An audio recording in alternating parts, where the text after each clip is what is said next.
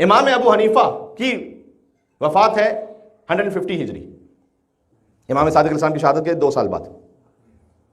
इमाम मालिक उनका विसाल है 179 हिजरी, मालिक इब्न अनस।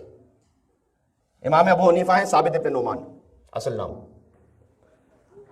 इमाम अहमद बिन इदरीस शाफी उनकी वफात है 204 हिजरी, और इमाम अहमद इब्न हंबल उनकी वफात है 241 हिजरी।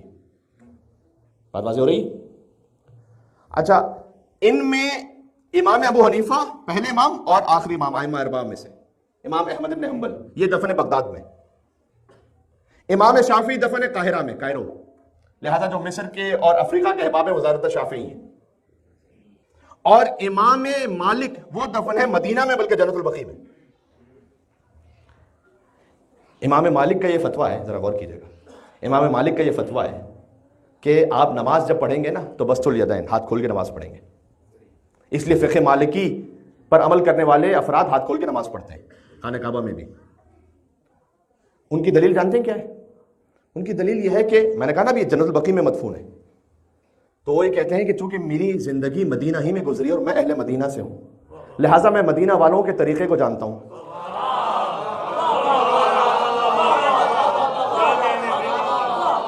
कि मैं जानता हूं अहले मदीना के तरीके को, और अहले मदीना के तरीके से मैंने इस्तिंबात यह किया है कि रसूल अल्लाह भी मदीना में ऐसे ही नमाज पढ़ते होंगे।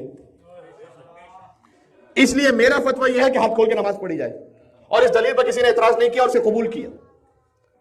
मैं कहता हूं कि जो अहले मदीना में से हो, 179 हिजरी में जिनकी वफात हुई हो, फकत अहले मदीना होने की वजह से उनके फतवे को तो कबूल कर लो, और जो रसूल की गोदी में खेल के बड़ा हुआ हो।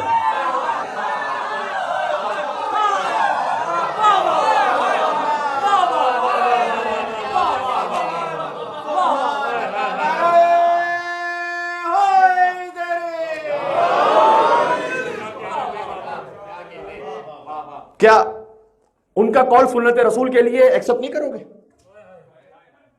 क्या हुसैन इब्न अली का कहा हुआ सुन्नत रसूल नहीं है? बेशक है। क्या नफ्स रसूल अली इब्न अबी तालिब का कहा हुआ सुन्नत रसूल नहीं है? बेशक है। क्या इमाम जाफर सादिक अलैहिस्सलाम का कहा हुआ सुन्नत रसूल नहीं है? बेशक है। इसलिए है कि मैंने कहा इमाम अबू हनीफा 150 हिजरी में वफात है, 129 हिजरी में इमाम मालिक है, और उसके बाद 241 में इमाम शाफी, इमाम अहमद इब्न हंबल है।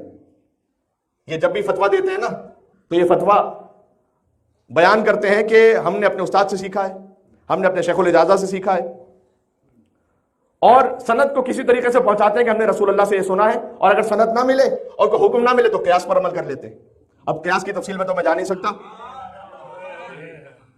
लेकिन ये इस तरह से फतवा देते हैं। इनमें से कोई नहीं है जो ये कहे कि अन अबी अन जद्दी,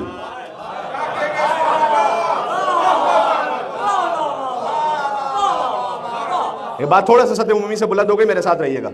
इनमें से कोई ऐसा नहीं कि जो ये कहे कि अन अबी अन जद्दी, अन अबी है, अन अबी है, अन अबी है, अन रसूलुल्लाह सल्लल्लाहु अलैहि वसल्लम। ये फ़कत इमाम सादिक अलैहिस्सलाम है जो सनद को जोड़े अपने बाबा से, फिर अपने दादा से, फिर उनके बाबा, उनके बाबा, उनके बाबा, रसूलुल्लाह सल्लल्लाहु अलैहि वसल्लम।